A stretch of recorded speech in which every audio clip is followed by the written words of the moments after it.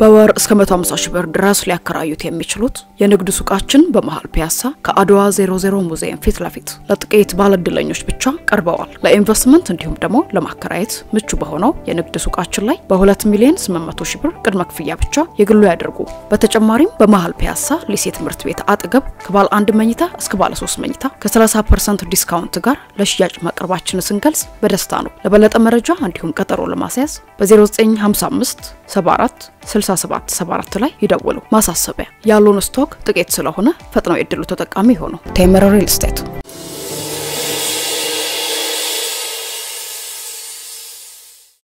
ልጄን ከግብጽ ጠራሁት የተባለው እንዲፈጸም ወደ ግብጽ ሄደ። የእመቤታችን ስደትን በማሰብ ታላቅ መንፈሳዊ ጉዞ ወደ ግብጽ የአረጋዊው ስምዖን ገዳምና እመቤታችን ልጇን ይዛ የተቀመጠችበት የቁስቋም ገዳም ቅባ ቅዱስ የሚያወጣው የእመቤታችን ስዕል አድኖ እመቤታችን የተገለጸችበት የዘይቱን ማርያም ሰማዕቱ ቅዱስ ጊዮርጊስ መከራን የተቀበለበት ቦታ ጣፋጭና አሬት የሚያወጣው ባህር ሙሴ 10ቱን ትእዛዛት የተቀበለበት የሲና ተራራ እንዲሁም ሌሎች መንፈሳዊና እንደ ፒራሚድ ያሉ ታሪካዊ ስፍራዎችን ይጎበኛሉ። የጉዞ መነሻ ቀን ኖቬምበር 13 መመለሻ ኖቬምበር 24 ጎልጎታ አስጎብኝ ድርጅት።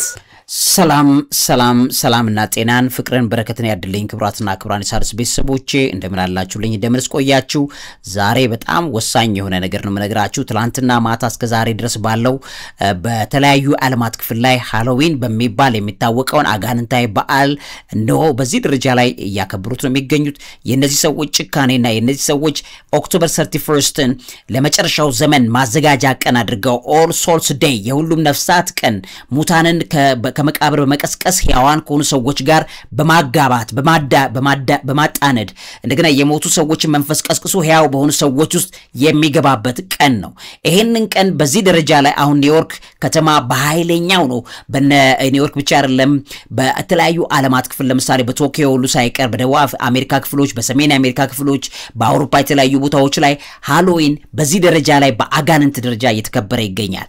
በኢትዮጵያ እኔ በጣም ልብ ያዘነው በኢትዮጵያውያን ነው። እዚህ ስክሪን ላይ እንደምትመለከቱት አሁን ከሰሞኑ እንግዲህ ትላንትናናም ዛሬም እነዚህ ወጣቶች ሃሎዊን በሚል እዚህ ኢትዮጵያ ውስጥ እያከበሩ ይገኛሉ። ቤተሰቦቼ አላወቁትም የአጋንንት አምልኮት መሆኑን በእጅጉ ልትረዱት ይገባል። እነዚህ ልጆችን ሃይ ባይ ያስፈልጋል። መንግስት ሊቆጣ ህይወት ካለው እውነት በትውልዱ ላይ ሴንስ የሚያደርግ አካል ካለ ሚኒስተር መስሪያ ቤቶች ካሉ እንደዚህ አይነት በዓላት በኢትዮጵያ ውስጥ ሊከበሩ አይደለም ሊታሰቡ እንዳይገባ መደረግ ካልቻለ ታሪክ ይጠይቃቸዋል። ሚኒስተር መስሪያ ቤቶች ባለስልጣናት እግዚአብሔር የሚጠይቃችሁ ጊዜ ይመጣል። ምትከለክሉ ከሆነ ከልክሉ። እንደዚህ አይነት አጋንንታዊ በዓል ዓለማትን በዛ ደረጃ ላይ ያመሰቃቀለ በዓል ኢትዮጵያ ውስጥ እንዲከበር ሲፈለግ በጣም ልብ ይሰብራል። ስለዚህ ምትከለክሉ ከሆነ ከልክሉ። እንግዲህ በመንግስት ደረጃ ላይ ይሄ ካልተደረገ እንግዲህ እኛ እንጮሃለን እናገራለን እናጋልጣለን። ከዚህ በላይ ልናደርግ የምንችለው ነገር የለም። ይሄንን ነገር የመንግስት ባለስልጣናት እግዚአብሔር የሚጠይቃችሁ ጊዜ ይመጣል። በትውልዱ ላይ በምንም ነገር በጦርነትም በምንም ትውልዱ እንደፈለገ የሆነ ነው። አሁን ደግሞ እንደዚህ አይነት በዓላት ኢትዮጵያ ውስጥ ሲከናወን ህግ ሀገሪቱ ከሌላት ባህል ከሌላት እግዚአብሔር የሚጠይቃችሁ ጊዜ ይመጣል። ስለዚህ ይሄን ነገር ሃይ ባይ ያስፈልገናል። ይሄ መጠቆም ፈልጋለሁ። ነገር ግን በጣም መታወቅ ያለበት ሃሎዊን የሚባለው በዓል ምን ያህል አደገኛ ታሪክ እንዳለው በውስጡ አጋንንታዊ አምልኮቱ እንዴት እንደመጣ ከዛ ጋርም ተያይዞ ደግሞ ትላንት ያቀረብኩት ብዙ ፕሮግራም አለ። የእሱ ላይ ያላካተትኳቸው ደግሞ አስገራሚ ነገሮች እዚህ ላይ አካትቼላችኋለሁ። ይሄንን ፕሮግራም እንድትከታተሉት ጋብዛችኋለሁ። ራሱ ሃሎዊን የሚለው ቃል ከየት ነው የመጣው? እንደገናም ደግሞ እንዴት ሆኖ ወደ አሜሪካ ባህል ውስጥ ገባ? እንዴት ሆኖ ወደ ሌሎች ዓለማት ላይ ተበተነ? እሱ ብቻ አይደለም እዛ ውስጥ የሚከናወኑ የጥንት መናፍስቶች አሁን በዚህ ደረጃ ላይ እንዲሰሩ የተፈለገው የዛሬ 10 ዓመት 25 ዓመት ያላቸው እቅድ ምንድነው? ከዚህ ጋር ተያይዞ ደግሞ የርኩሳን መናፍስቶች አምልኮ ተቋማት እንዴት ገንዘብ እየመደቡ በዚህ ዙሪያ ላይ ስፖንሰር ያደረጉ ኮስቹም ያሰሩ በከፍተኛ ዶላር ነው ባይዘዌ ኮስቹም የሚበተነው የሚገርማችሁ ማለት ነው። ይሄንን እነዚህ ቅርጻ ቅርጾች በቺፕ ሌበር እንዲወጡ ለማድረግ እየተሰራ ያለበት ነገር ምንድነው የሚለውን ሁሉ በደንብ ልታውቁት ይገባል። ይሄንን መጠቆም ወዳለው ከዛ አስቀድሜ ግን በጣም የሚያሳዝን ዜና እንግዲህ ሰሞኑን እንደሰማችሁት በደቡብ አፍሪካ የሁለት እህትማማቾች በቤት ውስጥ ሞተው የተገኙበትን ነገር በተመለከተ በጣም የሚያሳዝን ነገር ሰምተናል። ይሄ ነገር በተመለከተ የሐዘን መግለጫ ወጥቷል እንደሰማችሁት ማለት ነው የተባበሩት የኢትዮጵያ ማህበር ደቡብ አፍሪካ ውስጥ ያለ ነው ይሄ ማህበረሰብ በደቡብ አፍሪካ በፕሪቶሪያ ከተማ ነዋሪ የነበሩት እህትማማች ታዳጊዎች ወጣት ዲቦራ መንግስቱና ታዳጊ ወጣት ኦፕራ እንደ አውሮፓውያን ዘመን አቆጣጠር በኦክቶበር 27 2025 ለጊዜው ሙሉ ባልታወቀ ሁኔታ በፕሪቶሪያ ከተማ በብሩክሊን አካባቢ በመኖሪያ ቤታቸው ውስጥ ሞተው ተገኝተዋል በሚል መግለጫ አውጥቷል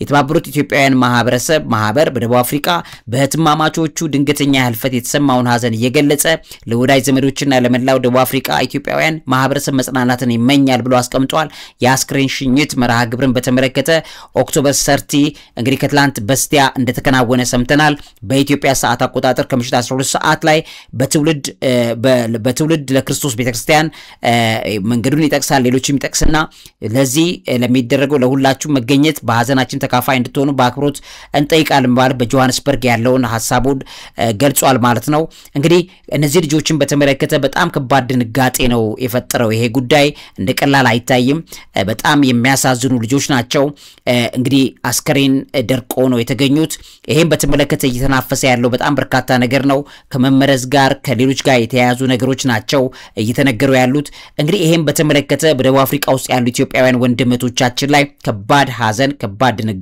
ወድቋል ይሄ ድንጋጤ እንደቀላል የሚታይ ነገር አይደለም ኮንፊደንስ እንዳይኖር መተማመን እንዳይኖር በሀገሪቱ ሰርተው ማደር እንዳይችሉ ሆን ተብሎ የሚደረጉ ተግባራት እንዳሉ ልታውቁ ይገባል በማስደንገጥ በማሸማቀቅ የሚደረጉ ነገሮች አሉ እንግዲህ ይሄ ነገር እንደቀላል አያችሁት እንጂ ሁለት እህትማማቾች እንግዲህ ከወራት በፊት በአሜሪካ ውስጥ ተገለዋል ይሄ እንደቀላል ነገር አርጋችሁ እንዳታዩት የሰው ተግባርም ሊሆን ይችላል የርኩሳን መናፍስቶችም ተግባር ሊሆን ይችላል ይሄን ማወቅ ያለባችሁ ነገር ድንጋጤ ይፈጥራል በስነ ልቦና መሸማቀቅን ይፈጥራል ስለዚህ ይሄ ማሸማቀቂያ ነገር ደግሞ በጣም የኢትዮጵያውያን ማህበረሰቦች ተረጋግተው መኖር እንዳይችሉ መስራት እንዳይችሉ የተዘነደ አደገኛ መንፈሳዊ ጥቃት ነው ስለዚህ በውጭ ሀገር የሚኖሩ ኢትዮጵያውያን ወንድም እህቶቻችን ደቡብ አፍሪካ ውስጥም ቤትም በአሜሪካም ያላችሁ ሁላችሁ ማለት ነው ልትጸልዩ ይገባል በዚህ ዙሪያ ላይ ጸሎት ልታደርጉ ይገባል ምክንያቱም በትውልዱ ላይ ድንጋጤ ይፈጥራል ከኢትዮጵያ ውጭ ያሉ በተለያዩ ዓለማት ላይ የሚኖሩ ኢትዮጵያውያን ላይ የሚደረገው ጥቃት በዚህ ሁኔታ ከቀጠለ መሸማቀቅ ህይወት የዘራ ይመጣል የመስራት ኮንፊደንሳችሁን ይነካዋል ከዛም በኋላ ሁሉ ጊዜ ሞት ቅርብ ነው የሚለው ነገር ድንጋጤ ይፈጥርባቸዋል ስለዚህ በኢትዮጵያ ላይ እኛ ባለንባት ሀገር በዚች መሃል ኢትዮጵያ ላይ ጦርነት በጣም ብዙ ሰዎችን እንዳደማ እንደገደለ አይተናል የብዙ ሰዎችን ሞት ሰምተናል ልክ እንደዚህ አይነት ድንዛዜ በእናንተም ላይም እንዳይፈጠር ይሄ መንፈሳዊ ጥቃት ስለሆነ በሰዎችም ይሁን በስውር ቡድኖችም ይሁን ሆን ተብሎ ለማስደንገጥ እየተደረገ ያለ ነገርም ሊሆን ይችላል ስለዚህ መጸለይ እንደሚገባችሁና ይሄንን ሐዘን ከደቡብ አፍሪካውያን ወጣቶች የሥራ ሰዎች እግዚአብሔር ከናንተ ጋር ነው ያለው ቤትም ዓለም ብትሄዱ የናንተ እዛ ቦታ ላይ መሆን ለኢትዮጵያ በጣም ጠቃሚ ነው ተስፋ ነው በጣም ብዙ ቤተሰብ ከዚህ ሆኖ እናንተን ተስፋ ያደርጋል ሀገር እናንተን ተስፋ ታረጋለች በዓለም ላይ ተበትናችሁ ያላችሁ ኢትዮጵያውያን ስለዚህ ድንጋጤ በህይወታችሁ ላይ እንዳይገባ ክርስቶስ በትንሳኤው ኃይል የጨለማውን ስራና አሰራር እንዲከለክል እኛም እንጸልያለን እናንተም ጸልዩ ድንጋጤ እንዳያገኛችሁ መጠንቀቅ ያስፈልጋል ማለት ነው ለዚህ አምሮ ምግብ አዘጋጅና አቅራቢ መምህርና ጋዜጠኛ አብይ ይልማ ለሃሎዊን ያስኩትን ጊዜ በደንብ አድርጌ ላሳያችሁ ጥልቅ የሆነ መረጃ አካፍላችኋለሁ እንከታተል ዕውቀት ታላቁ እግዚአብሔርን ታከብራለች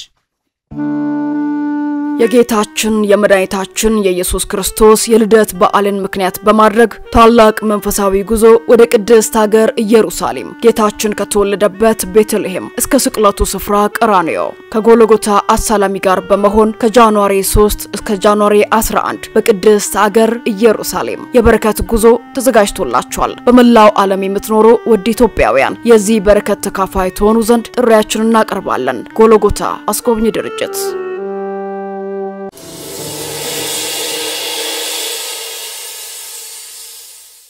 ሶ ይሄ የሃሎዊን የሚባለው በዓል እንደ ዝም ብሎ እንደሚከበር አይነት በዓል አይደለም እንደምታውቁት ማለት ነው ብዙዎች እንግዲህ በየአመቱ ጥቅምት 31 በፍረንጆቹ ማለት ነው ሃሎዊን የተባለውን በዓል ነው የሚያከብሩት መጽሐፍ ቅዱስ ስለዚህ በዓል በፍጹም አይናገርም ህጋዊነት የለውም በመጽሐፍ ቅዱስ ላይ ይሄ የሃሎዊን አመጣጥ ከበዓሉ ጋር የተያያዙ ልማዶች ከመጽሐፍ ቅዱስ ትምህርቶች ጋር በትክክል የሚጋጩ መሆናቸውን ግን ልናቅ ይገባል። መጽሐፍ ቅዱስ ለዚህ ምንም አይነት ዕውቅና አይሰጥም ማለት ነው። ምክንያቱም ይሄ አጋንንታዊ የሆነ በዓል ነው። እሺ የሃሎዊን አመጣጡ ከበዓሉ ጋር የተያያዙ ልማዶችን ስታዩ ሳሜሄን የሚባል አንድ አካል አንድ ነገር ትመለከታላችሁ። እዛ ውስጥ ዘ ወርልድ ቡክ ኢንሳይክሎፒዲያ እንደሚገልጸው ይሄ ሃሎዊን የሚለው የመጣው ኬልት የሚባሉ ህዝቦች አሉ። ከኬልቶች ከ2000 ከሚበልጡ ዓመታት በፊት ያከብሩ ከነበረው ከባዕድ አምልኮ ጋር የተያያዘ ጥንታዊ በዓል ነው እና ኬልቶች በዚህ ወቅት ላይ ሙታን በሕያዋን መካከል እንደሚመላለሱ ያምኑ የነበረበት ነው። ስለዚህ የሞቱ ሰዎች ሕያዋን በሆኑ ሰዎች መካከል ይመላለሳሉ የሚለውን ነገር መሰረት ያደርጋሉ ማለት ነው። ከዛ በሳሜን ወቅት በህይወት ያሉ ሰዎች ከሙታን ጋር መገናኘት እንደሚችሉ እነዚህ አካላት በትክክል አድርገው ያምኑ ነበር ማለት ነው። ይሄ እንግዲህ ምን ያህል ዴሞኒክ እንደሆነ ታያላችሁ። ለዚህም ነው እንግዲህ ሃሎዊን ተብሎ የሚጠራው የሚለውን ነገር በደንብ ማየት መቻል አለብን። እነዚህ እንግዲህ ይሄን የቃሉን አጠራር በራሱ ሃሎዊን ተብሎ የተጠራውም ለዚህ ጉዳይ ነው ስንል ምን ማለታችን ነው? ሃሎዊን የሚለው ስም እንግዲህ ሳሜሄን ከተባለ ከባዕድ አምልኮ ጋር የተያያዘ የኬልቶች በዓል ጋር ተዛማጅነት ያለው ነው። ዘ ወርልድ ቡክ ኦፍ ኢንሳይክሎፒዲያ እንዲህ ይላል። ሳሜሄን ማለት የሞቃቱ ወቅት ማብቂያ ማለት ነው ብሎ ያስቀምጠውና በዓሉ ጨለማው የቅዝቃዜ ወቅት መጀመሩን የሚያመላክት ነው። የሚከበረው ህዳር 1 እንደነበረ ነው የሚነገረው በጽሁፍ በኢንሳይክሎፒዲያ ላይ እንደተቀመጠ። ከዛ ከ700ዎቹ እስከ 800ዎቹ ዓመተ ምህረት ባሉት ዓመታት ውስጥ የካቶሊካዊት ቤተክርስቲያን በዚህ ዕለት የቅዱሳን ቀን ወይም ኦል ሴንትስ ዴይ የሚባል አዲስ በዓል አቋቋመች ማለት ነው። ይሄ በዓል ኦል ሃውስ ተብሎ ይጠራ የነበረው ነው። እንግዲህ ኦል ሴንትስ ዴይ ብለው የሁሉም ቅዱሳን ቀን በሚል ካቶሊካዊት ቤተክርስቲያን በዚህ ላይ ማክበር ጀመረች። ይሄንን እንግዲህ ውስጥ ለውስጥ ከዚህ ቀደም እንደነገርኳችሁ ቤተክርስቲያኒቱ ይሄንን ስታደርግ ለነዚህ ለመጨረሻው ዘመን የዚህ የሃሎዊን በዓል ክብረ በዓል እንዲሆን በሚል ሆን ተብሎ ዴሊብሬትሊ ዲዛይን የተደረገ እንደሆነ ልታውቁ ይገባል ማለት ነው። የዛ ሰዓት ላይ ይሄን ቀን በጥንት አማልክቶች ትላንትና በነበረው ፕሮግራም ላይ እንደነገርኳችሁ ከጌታችን ኢየሱስ ክርስቶስ መወለድ በፊት ጣዖታት ይመለኩ የነበረበት ጊዜ ነበረ። የዛ የሚመለክበት የነበረውን ጊዜ መልሶ አሁን ያን ተግባር ለመፈጸም ስላልተመቻቸው ምንድነው የሚያደርጉት? በቀጥታ በካቶሊካዊት ቤተክርስቲያን አምልኮ ስርዓት ውስጥ ተደብቀው እነዚህ በዓላት አሁን 21ኛው ክፍለ ዘመን እስኪመጣ ድረስ ባለው እንዳቆዩት ትረዳላችሁ ማለት ነው። ስለዚህ ይሄንን በሚያደርጉበት ሰዓት ላይ የጠለቀውን የርኩሳን መንፈስ በዚህ ቀን እንዲከበር ለማድረግ ካቶሊካዊት ቤተክርስቲያን ይሄንን የሁሉም ቅዱሳን ቀን ኦል ሴንትስ ዴይ በሚል በዓል አቋቋመች። ኦልሞስት የዛሬ 1200 ዓመታት ገደማ አካባቢ ነው ካቶሊክ ይሄን ያደረገችው። ይሄ በዓል እንግዲህ ኦል ሃውስ ነው የሚባለው አልኳችሁ። ኦል ሃውስ ማለት የሁሉም አጋንንታዊ መንፈሶች ዕለት በሚል ጥንት ያመልኩ የነበረውን ቀን ለዚህ ተቀይሮ እንደሆነ ታያላችሁ ማለት ነው። ስለዚህ ሃሎ የሚለው የመጣው ከዛ ነው። ሃሎ የሚለው ኦል ሃሎስ የሁሉም ተብሎ የነዚህ ሃሎ እንደምታውቁት የርኩሳን መናፍስቶችን በተመለከተ በጣም ጠንካራ ከሚነገሩ ነገሮች መካከል አንዱ ሃሎ የሚል ቃል እንደሆነ ታውቃላችሁ። እነዚህ የቅዱሳን አክሊል የሚባለው አለ። የሱ ተቃራኒ የርኩሳን መናፍስቶች የመገናኛ አንቴናዎቻቸው ነው።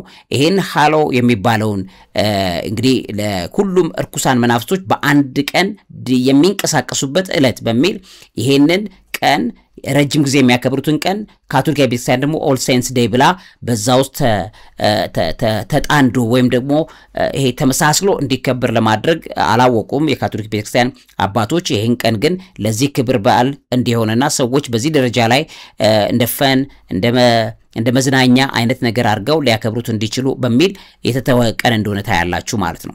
ስለዚህ ሃሎ የሚለው የእንግሊዝኛ ቃል እንግዲህ ያው ቅዱስ የሚለው ነገር ነው የምታዩት። ነገር ግን ሐሳቡ ሃሎዊን የሚለው የቅዱሳን አክሊል የቅዱስ ምልክት የሚለው ነገር ተቃራኒው እርኩሳን መናፍስቶች የሚገናኙበት አንቴና በሚለው የሚታይ ነው ማለት ነው። ስለዚህ ሃሎ የኦል ሃሎስ ዋዜማ የሚባለው ኦል ሃሎስ ኢቭ ወይም ደግሞ ኦል ሃሎዊን ተብሎ የሚጠራ እንደነበረ ይታወቃል ማለት ነው። ከዛ በኋላ እንግዲህ ስም ባጭሩ ሃሎዊን እየተባለ መጠራት ጀመረ ማለት ነው።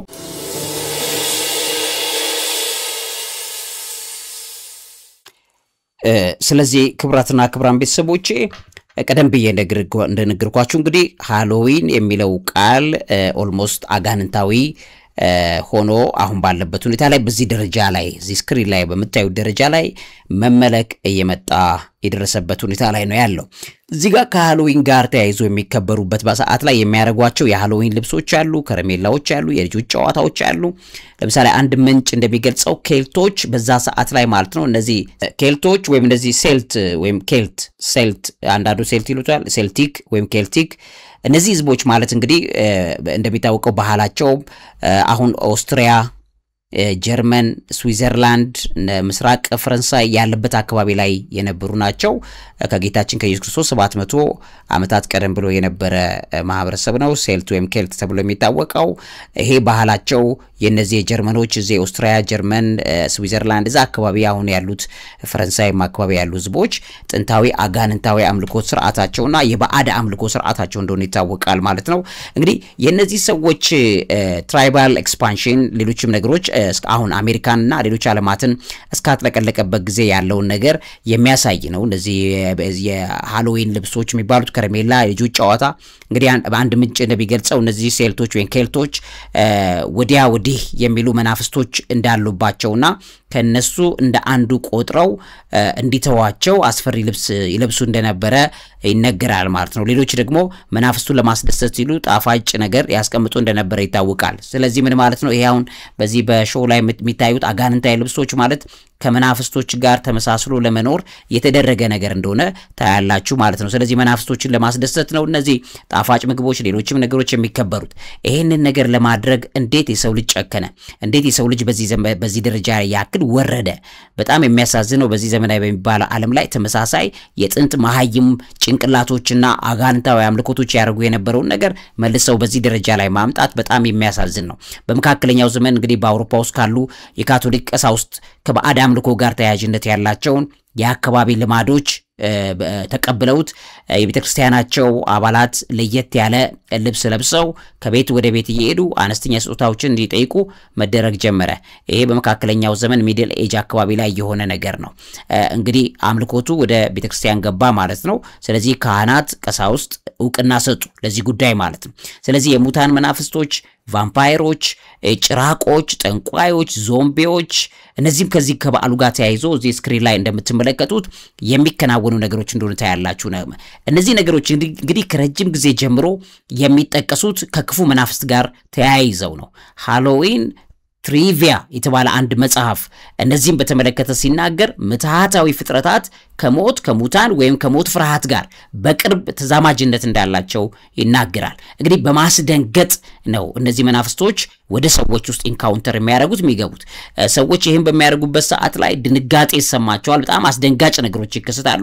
እነዚህ አስደንጋጭ ነገሮች ደግሞ ሰዎች የነዚህ መናፍስቶች ጥቃት እንዲደርስባቸው ያረጋሉ ማለት። ርኩሳን መናፍስቶች ሰዎችን ከሚይዙበት መንገዶች መካከል አንዱ ማስደንገጥ ነው። ስለዚህ በድንጋጤ እነዚህ ጭራቆች የጠንቋይ መናፍስቶች በተመሳሳይ ሁኔታ የሚገቡበት እንደሆነ ታያላችሁ ማለት ነው።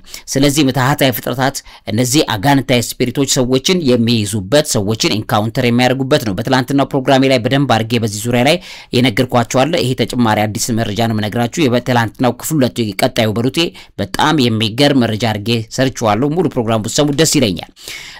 የሃሎዊን ዱባ የሚባለው ደግሞ ቀደም እዚህ ስክሪን ላይ በተለያየ መልኩም ደግሞ እንደምትመለከቱት በመካከለኛው ዘመን ብሪታንያ ውስጥ ሰዎች ከቤት ወደ ቤት እየሄዱ ምግብ በመጠየቅ በመትኩ ለሙታን ጸሎት እንዲያቀርቡ ይገልጹ እንደነበረ ይታወቃል። እና እነዚህን ሰዎች ውስጣቸው ተቦርብሮ የወጣ ሻማ የበራባቸው ቀይ ስር የመሰሉ አትክልቶች ልክ ዱባ የመሰለው ይዙት ነበር ማለት ነው። እንግዲህ ሻማው መንጽሄ ውስጥ የተያዘች ነፍስን ይወክላል ይላሉ። በአጋንንት እጅ ላይ የተያዙ ነፍስን ይወክላል ብለው ያስቀምጡ ነበር። ሃሎዊን from pagan ritual to party night የሚል አንድ መጽሐፍ አለ። በዛ ላይ ያሉ ምንጮች እንደሚገልጹት እነዚህ መብራቶች ክፉ መናፍስትን የያዟቸውን ንጹህ ነፍሶችን ያመለክቱና ያገለግሉ ነበር። እነዚህ መናፍስቶች በዚህ በዱባ ውስጥ የተቀመጡት ያንን ነው የሚያመላክቱት። በመናፍስት እጅ ላይ የወደቁ ነፍሳት በዚህ ቀን ላይ በከፍተኛ ደረጃ የሚከበሩበት ቀን እንደሆነ ልትረሱ አይገባም። በ1800ዎቹ በ1800ዎቹ ሰሜን አሜሪካ ውስጥ ቀይ ስሮች በዱባ ተተኩ ማለት ነው። ምክንያቱ ደግሞ ዱባ በብዛት የሚገኝ ነው በዛ ቦታ ላይ። ሌላ ውስጡን ለማውጣትና ለመቅረጽም ቀላል ነው። ይሄንን ተመልከቱ፣ አስቀመጡ። የዱባ ቅርጻ ቅርጽ ማለት የአጋንንትን ማስመለኪያ ጣዖታት ሆነው ማገልገል ጀመሩ ማለት ነው። ስለዚህ እነዚህ ሙታን መናፍስቶችን በዛ ደረጃ ላይ ለማምጣት መሰራት ተጀመረ።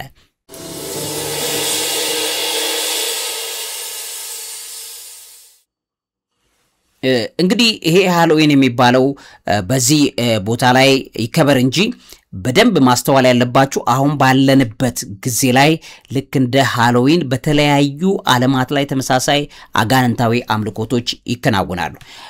በጣም በኢትዮጵያ ውስጥም ጨምሮ በዚህ ሰዓት ላይ የሚከበሩ በዚህ ቅርብ ሰዓቶች ላይ የሚከበሩ በዓላት አሉ።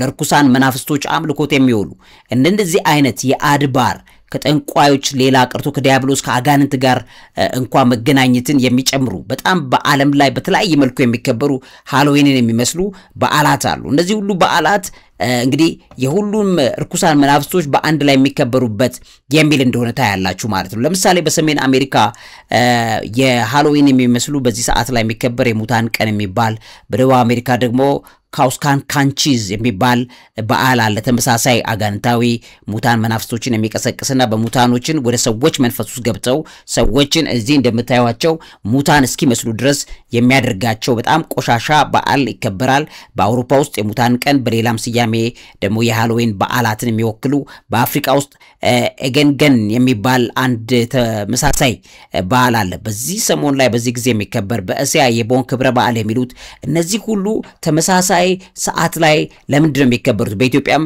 እንግዲህ ሰሞኑን በቅርቡም የሚከበሩ በዓላትን እናንተ በደንብ አድርጋችሁ ልታውቁት ልትነግሩ እንችላላችሁ። በከፍተኛ ደረጃ መጽሐፍ ቅዱሳዊ ያልሆኑ እግዚአብሔራዊ ያልሆኑ የሚከበሩ ይሄ ሞራ ገላጭ የሆነ ጥንቆላ መተት ላይ የሚደረጉ ማለት ነው። እነዚህ ለምዶ በአንድ ሰዓት ላይ በአንድ አካባቢ ላይ የሚከበሩት ይሄንን ልናቅ ይገባል ማለት ነው። ኢንሳይክሎፒዲያ ኦፍ አሜሪካ ፎክሎር የሚባል አንድ ገጹ ላይ እንደሚለው ሃሎዊን ከመንፈሳዊ ፍጥረታት ጋር ለመገናኘት ታስቦ ከርኩሳን መናፍስቶች ጋር ለመገናኘት ታስቦ የሚከበር በዓል ነው ብሎ ነው የሚያስቀምጠው። አብዛኛዎቹ ፍጥረታት የሚያስፈሩ የሚያስደነግጡ ሆነው ነው የሚቀርቡት። ምክንያቱም በዚህ ሰዓት ላይ በማስደንገጥ በሰዎች መንፈስ ውስጥ የእግዚአብሔር መንፈስ እንዲወጣና የፍርሃት መንፈስ በውስጣቸው እንዲገባ የፍርሃት ጌታችን እንደሚነግረን ክርስቶስ የፍርሃት መንፈስን አልሰጠንም፣ የእምነትና የኃይል መንፈስን ነው በውስጣችን ያስቀመጠው። ስለዚህ ይሄን በዓል በዚህ ደረጃ ላይ የሚያከብሩ ሰዎችን ስትመለከቱ በጣም በጣም የሚያሳዝን እንደሆነ ታያላችሁ። እንግዲህ ይሄን በተመለከተ በብዙ መልኩ የሚታወቁ የሃሎዊን የጊዜ ሰሌዳዎች አሉ የሚከናወኑ ማለት ነው።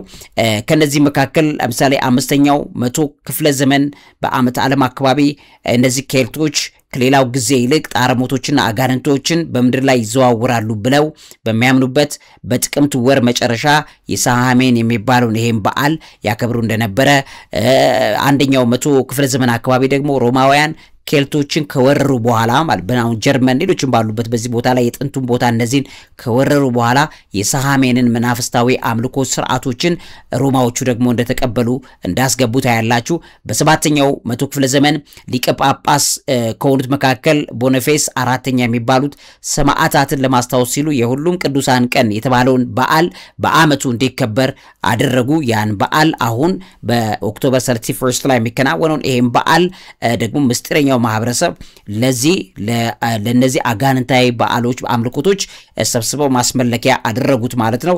11ኛው መቶ ክፍለ ዘመን ላይ ደግሞ ህዳር 2 ሙታንን ለማሰብ የሁሉም መናፍስታት ነፍሳት ቀን የሚል ኦል ሶልስ ዴይ የሚል ተብሎ መከበር ጀመረ። እንግዲህ ኦል ሴንትስ ዴይ እንግዲህ ኦል ሶልስ ዴይ ወይም የሁሉም ነፍሳት ቀን በሚለው ዙሪያ ላይ የሚደረጉ አከባበሮች በአጠቃላይ ሃሎታይድ ተብለው ይጠሩት ነበር። ለዛ ሃሎዊን ከዚህ ጋር ተያይዞ የተነሳ እንደሆነ 11ኛው ክፍለ ዘመን ላይ የነበረው ሪፖርት ያሳያል። ከዛ 18ኛው ክፍለ ዘመን ላይ የሃሎ ኢቭኒንግ ወይም እንደዚህ የሃሎ እንግዲህ አሁን ቅዱሳን ይበሉት እንጂ የርኩሳን መናፍስቶችን በዛ ቀን በዛ ሃሎ በሚባለው አክሊል የርኩሳን መናፍስቶች መገናኛ አንቴና በዛ ቀን የዛ ኢቭኒንግ የዛ የሃሎ ኢቭኒንግ በሚል አከብሩት። አሁን በአጭር መጠሪያ የሆነው ሃሎዊን የሚለውን ያሳያል ማለት ነው።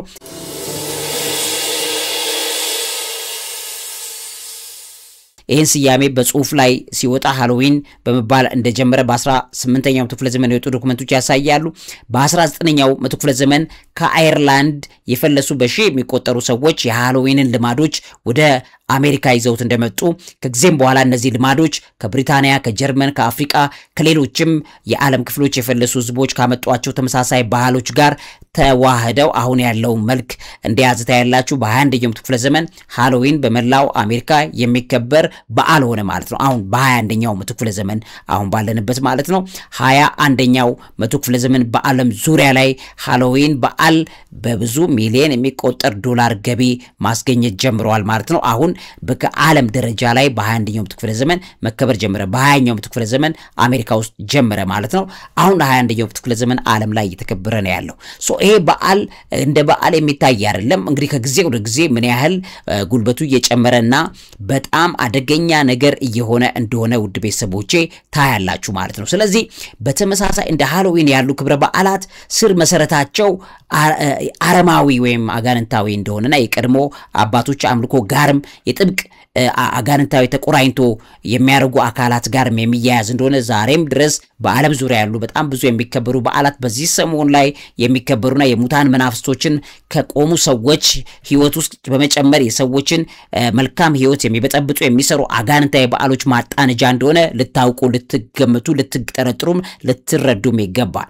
ስለዚህ ሌላኛው ሃሎዊን በዋነኝነት የአሜሪካውያን ባህል እንደሆነ ተደርጎ ይታሰባል። ይሄን በዓል የሚያከብሩት አገሮች ቁጥር ከአመት ወደ አመት እየጨመረ አሁን ዛሬ ጃፓን ሁሉ ሲከበር ነበር ትላንትናና ዛሬ እንግዲህ እየጨመረ መጥቷል። ይሁን እንጂ ከቅርብ ጊዜ ወዲህ በዓሉን ማክበር የጀመሩት በጣም ብዙ ሰዎች ከመናፍስታዊ ከአስማታዊ ኃይሎች ጋር ግንኙነት ይፈጥርልናል ብለው ይጠቀሙታል። የሃሎዊን ምልክቶችን፣ ጌጣጌጦችን፣ ልምዶችን ምንጫቸው አረማዊ አምልኮ፣ አጋንንታዊ አምልኮ መሆኑን በትክክል መረዳት ያስፈልጋል። ውድ ቤተሰቦቼ ምንጫቸው ከየት ነው የነዚህ ነገሮች የሚለውንም ደግሞ በአእምሯችሁ ላይ ልትይዙ ይገባል። አንዳንድ የሃሎዊን ልማዶችና ተምሳሌት የሆኑ ነገሮችን አመጣጣቸውን ካያችሁ ለምሳሌ ቫምፓይሮች፣ እንደ ጭራቅ ያሉ ዌርዊሎቮች፣ ጠንቋዮች፣ ዞምቢዎች የሚባሉ እነዚህ ፍጥረታት ከረጅም ጊዜ ጀምሮ የሚጠቀሱት ከእርኩሳን እና ክፉ መናፍስት ጋር ተያይዘው ነው። እንደዚህ በኒውዮርክ ሲቲ እንደዚህ አይነት ነገር እያከበሩ ስትመለከቱ ልትረዱት የሚገባው ነገር ይሄ እንደሆነ ማወቅ አለባችሁ። ከረሜላ ለምሳሌ በጣም ጥቅም ላይ ይውላሉ።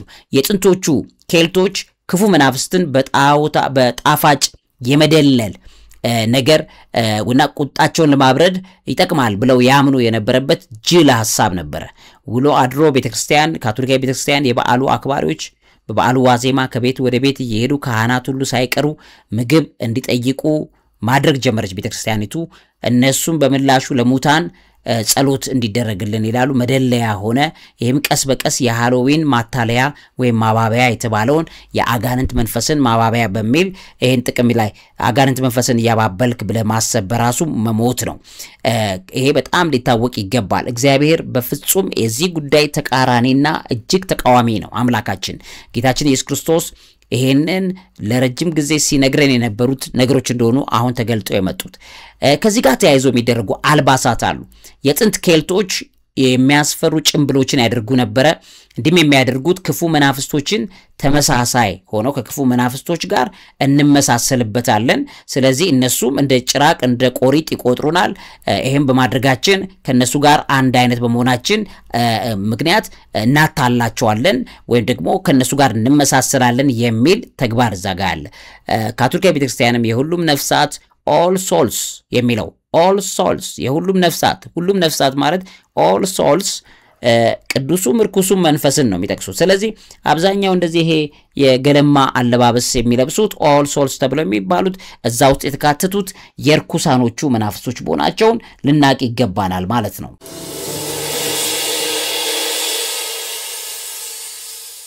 እና የሁሉንም ሶልስ የሁሉም ነፍሳት ኦል ሴንትስ ብለው የሚጠሩትም ክብረ በዓል ቀስ በቀስ ከአረማዊ ልማዶች ጋር እንዲዋሃድ ቤተክርስቲያኒቱ አደረገች። ውሎ አድሮ የበዓሉ አክባሪዎች ቅዱሳንን፣ መላእክትን፣ ዲያብሎሶችን አንድ ላይ አቀላቅለው አልባሳትን ወደ ቤት ውስጥ ማስገባት መስራት እንደዚህ አይነት ኮስቹም ማብዛት ጀመሩ። ስለዚህ የተቀላቀለ የሙታንና የቅዱሳን የርኩሳንና የቅዱሳን አይነት ነገር በማቀላቀል እዚህ የምታዩትን ነገር አሁን ወዳለው ቅርጽ እየተቀየረ መጣ ማለት ነው። ስለዚህ ዱባ ክፉ መናፍስትን ለማባረር ሲባል የተቀረጹ ውስጣቸው ሻማ ይበራባቸው ቀይ ስር የመሰሉ አትክልቶች ይቀመጡበት እንደነበረ ብለው የሚያምኑት ነገር መጨረሻ አሁን ወዳለው የዱባ አምልኮት ነገሮች ተቀየሩ። እንግዲህ በዚህ ውስጥ የምታዩት በጣም ብዙ ክፉ የሚባሉ ነገሮች ተከናውኑበት ታያላችሁ ማለት ነው ውድ ቤተሰቦቼ። እንግዲህ ከዚህ ጋር ተያይዞ ደግሞ ሌሎች የሚነሱት ዊካ የሚባሉ ጠንቆላ ላይ የሚሰሩ ኢትዮጵያ ባንዲራ ላይ ያለው ቅርጽ ያለው ኮከብን የሚጠቀሙት እነዚህ አምልኮት የሚከተሉ ሰዎች ናቸው። የዊካ እምነት ይባላል። እነዚህም ከሃሎዊን በስፋት ለመስፋፋቱ እገዛ ያደረጉ ናቸው። አሁንም አብዛኛዎቹ የዊካ እምነት ተከታዮች ጥንቆላ ላይ፣ መተት ላይ፣ ሌሎች ነገሮች ላይ የተሳተፉት በከፍተኛ ደረጃ የዚህ በዓል እንዲስፋፋ ትልቅ እገዛ አድርገዋል። እንግዲህ የጥንቆላ ስርዓትን የሚከተል ሃይማኖት ነው። ተከታዮችም አሉ። ዛሬም ሃሎዊን የሚጠሩ ሳሜሄን ብለው በጥንቱ ስሙ ራሳቸው ዊካዎቹ ማለት ነው ሳሜሄን ብለው ነው በጥንቱ ስም የሚጠሩት። በየዓመቱ እጅግ በጣም በብዙ መልኩ የሚደረግ የነሱ ዴሞኒክ የሆነ አጋንንታዊ በዓላቸውን አርገው ያከብሩበታል። ዩኤስ ቱዴይ የተባለው መጽሔት አንድ ጋዜጣ ሲናገር አንዲት ጠንቋይ ነኝ የምትል ሴት ክርስቲያኖች ልብ ሳይሉ የኛም በዓል አብረው እያከበሩ ነው የሚገኙት፣ በዚህም ተደስተናል። ስለዚህ አብረውን ተዋህደውናል። በማወቅም ባለማወቅም ኃጢአት ይሰራል፣ በደል ይደረጋል። ያንን ደግሞ ልናውቅ ይገባናል ማለት ነው ውድ ቤተሰቦቼ። ስለዚህ ይሄ ሃሎዊን የሚባለው ከመጽሐፍ ቅዱስ ጋር ይጋጫል አይጋጭም? በትክክል ይሄን ማወቅ መቻል ይኖርብናል።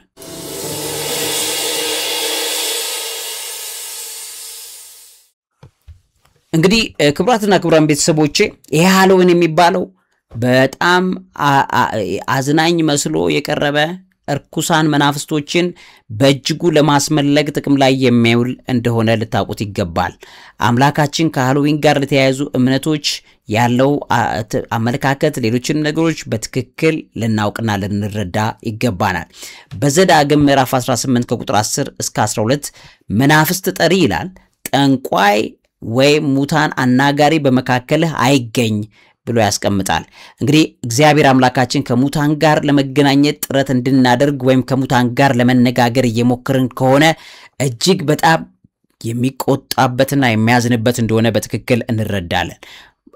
ለዚህም በመጽሐፈ መክብብ ምዕራፍ 9 ከቁጥር 5 ላይ ሙታን ምንም እንደማያውቁ ይነግረናል። ሙታን ምንም ስለማያውቁ በህይወት ካሉ ሰዎች ጋር መገናኘት አይችሉም። ታዲያ እንዴት አድርገው ሰዎች ሙታንን የሙታን መናፍስቶችን በዚህ ቀን ቀስቅሰው ከሰዎች ጋር እንዲገናኙ የሚያደርጉት? የሰው አካል ከፈረሰ የሰው አካል ከተቀበረ በኋላ መንፈስና ነፍሱ ወይ በሲኦል ነው ወይ በገነት ነው።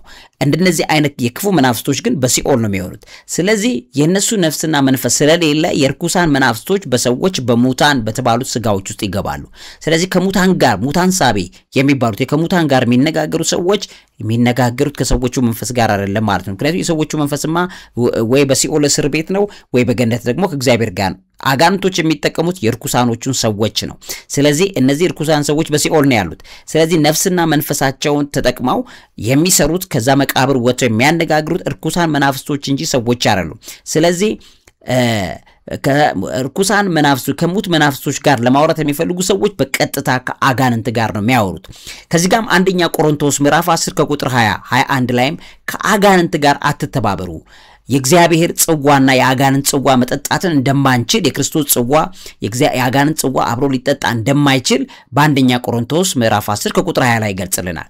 እንግዲህ እግዚአብሔር ሞገሱን ለማግኘት የሚፈልጉ ሰዎች ከአጋንንት ጋር ምንም አይነት ግንኙነት ሊኖራቸው አይገባም። እግዚአብሔርና እርኩሳኖችን አብሮ ለማኖር መጣር በጣም የሚያሳዝን ነገር ነው። ማለትም እናንተ እንኳን ሌባንና በጣም ጨዋን ሰው አብራችሁ በአንድ ቤት ውስጥ አታኖሩም።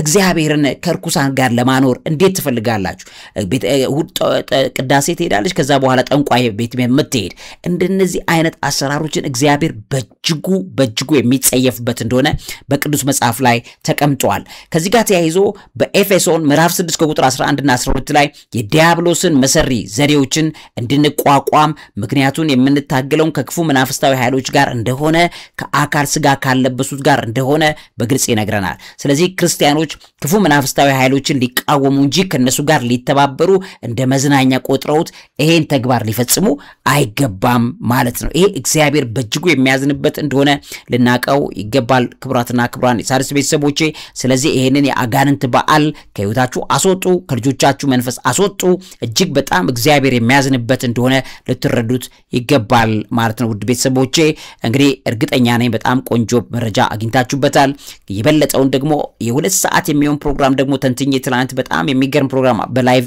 ሾው ላይ አቅርቤያለሁ እሱን ደግሞ ተከታተሉት ከዛ ላይም ዕውቀትና መረጃ እንድትወስዱ እጠቁማችኋለሁ ለዚህ አእምሮ ምግብ አዘጋጅና አቅራቢ መምህርና ጋዜጠኛ አብይ ይልማ ይሰውረን ከዚህ ዘመን ክፋት ከዚህ አሁን በዚህ አመት እንደነዚህ በዚህ ደረጃ ላይ ያከብሩ የሚቀጥለው አመት ደግሞ በቋሚነት ዓለም ላይ በእነዚህ 5 አመታት በቋሚነት ዓለም ላይ የሚገርማችሁ የአጋንንት ቀን አድርገው ማክበር ይፈልጋሉ ልክ በቃ የእግዚአብሔር ቀን እኛ እንደምናከብረው ዓለም ክርስቲያኖችን ዲሲቭ ያያረጉ በዓለምን በተቀላላ አስተባብረው ርኩሳን መናፍስቶችን ሁሉ በአንድ ላይ ሰብስበው ኦል ሶልስ ዴይ ብለው የሚያከብሩበት ቀን ይሆናል እየጨመረ ነው የሚመጣው ይሄ ጉዳይ ከዛ ዓለም ላይ አንድ ቋሚ በዓል ሆኖ እንዲከበር ያደርጉታል ይሄን በሚያደርጉበት ሰዓት የእግዚአብሔር የቁጣ ኃይል በኃይልና በእውነት የሚገለጥበት ጊዜ ስለሚመጣ ክርስቲያኖች ተጠንቀቁ እግዚአብሔር እንዳያዝንባችሁ በዚህ አይነት ነገር ላይ ተሳትፎ እንዳታረጉ መጠቆም እወዳለሁ ከዚህ ዘመን ክፋት ይሰውረን ጌታችን ኢየሱስ ክርስቶስ ለፍርድ እየመጣ ነው ሁሉ ጊዜ ደጋግመን እንደምንለው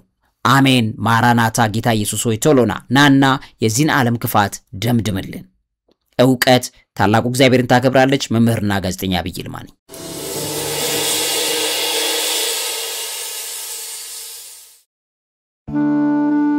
የጌታችን የመድኃኒታችን የኢየሱስ ክርስቶስ የልደት በዓልን ምክንያት በማድረግ ታላቅ መንፈሳዊ ጉዞ ወደ ቅድስት ሀገር ኢየሩሳሌም ጌታችን ከተወለደበት ቤተልሔም እስከ ስቅለቱ ስፍራ ቀራንዮ ከጎልጎታ አሳላሚ ጋር በመሆን ከጃንዋሪ 3 እስከ ጃንዋሪ 11 በቅድስት ሀገር ኢየሩሳሌም የበረከት ጉዞ ተዘጋጅቶላችኋል በመላው ዓለም የምትኖሩ ውድ ኢትዮጵያውያን የዚህ በረከት ተካፋይ ትሆኑ ዘንድ ጥሪያችንን እናቀርባለን ጎልጎታ አስጎብኚ ድርጅት